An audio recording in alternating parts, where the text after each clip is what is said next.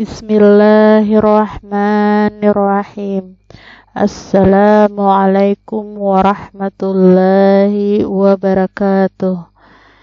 Subhanallah walhamdulillah wa la ilaha illallah wallahu akbar wa la hawla wa la quwata illa billah.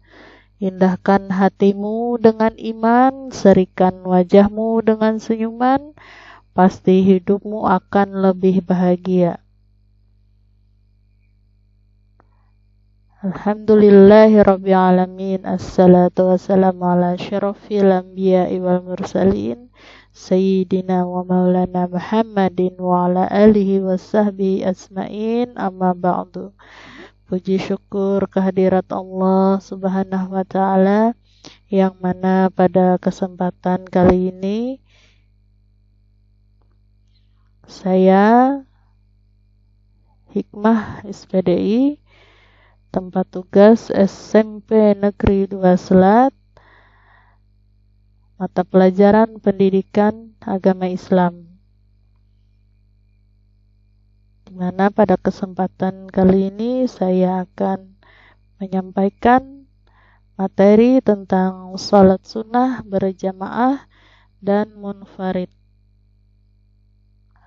Tujuan pembelajaran yang pertama adalah setelah mengikuti proses pembelajaran, peserta didik diharapkan mampu melaksanakan sholat sunnah dengan benar.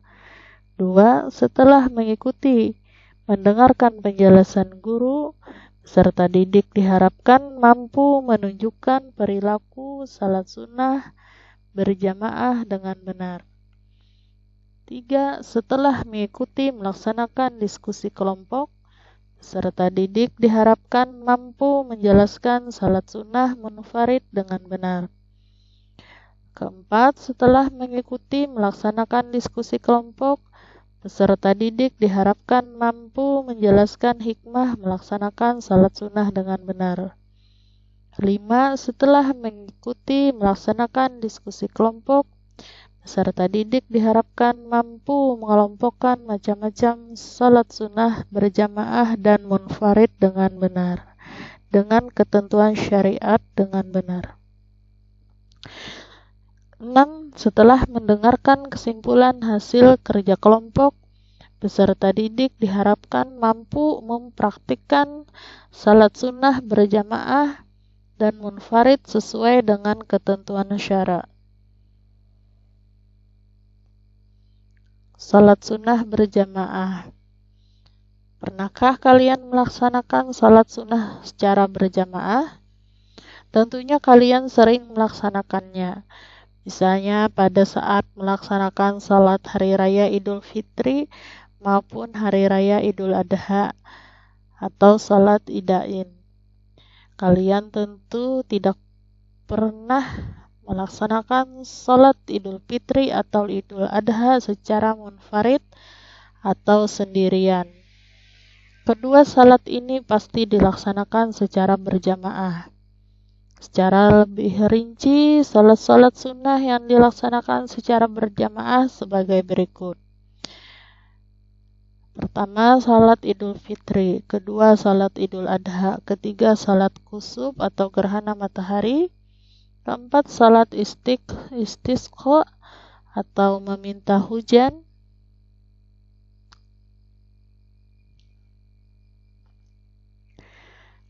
Berikutnya adalah salat sunnah munfarid atau sendirian.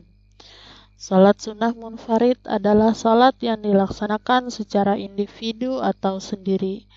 Adapun salat sunnah yang dilaksanakan secara munfarid adalah pertama, salat rawatib, kedua, salat tahiyatul masjid, ketiga, salat istikharah.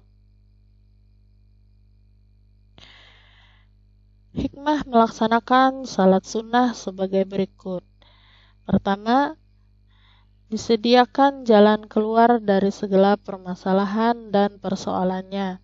Senantiasa akan diberikan rezeki yang cukup oleh Allah Subhanahu wa ta'ala. Kedua, menghapuskan dosa. meningkatkan derajat keridhaan Allah Subhanahu wa Ta'ala, serta menumbuhkan kecintaan kepada Allah Subhanahu wa Ta'ala. Ketiga, Allah Subhanahu wa Ta'ala akan menaikkan derajat kita di sisinya. Setahap demi setahap, setiap satu kali melaksanakan salat sunnah, maka Allah Subhanahu wa Ta'ala akan menghapus satu dari dosa-dosa dan kesalahan kita. Ini merupakan bentuk ridha dan cinta Allah Subhanahu wa Ta'ala kepada hambanya yang selalu mengupayakan untuk dapat melaksanakan salat-salat sunnah. Keempat, sebagai ungkapan rasa syukur kita kepada Allah Subhanahu wa Ta'ala atas berbagai karunia besar yang sering kurang kita sadari. Kelima, Allah Subhanahu wa Ta'ala akan mengaruniakan kebaikan dan keberkahan dalam rumah kita. Setiap saat kita bisa bernafas, bisa melihat, bisa mendengar, dan masih dapat merasakan kesemuanya itu adalah anugerah besar yang kita harus syukuri dengan salat sunnah. Keenam, mendatangkan keberkahan pada rumah yang sering digunakan untuk salat sunnah. Salat yang dianjurkan dilaksanakan berjamaah diutamakan dilaksanakan di masjid, sedangkan salat sunnah yang pelaksanaannya secara munfarid atau sendiri sebaiknya dilaksanakan di rumah, walaupun apabila dilaksanakannya di masjid juga diperbolehkan. Ketujuh, hidup menjadi terasa nyaman dan tentram. Kedelapan, bekal terbaik di dalam menempuh perjalanan ke akhirat adalah dengan ketakwaan. Sedangkan aspek terpenting dalam mewujudkan takwa adalah dengan sholat, terutama sholat sunnah sebagai ibadah tambahan. Demikian materi tentang salat sunnah, semoga bermanfaat.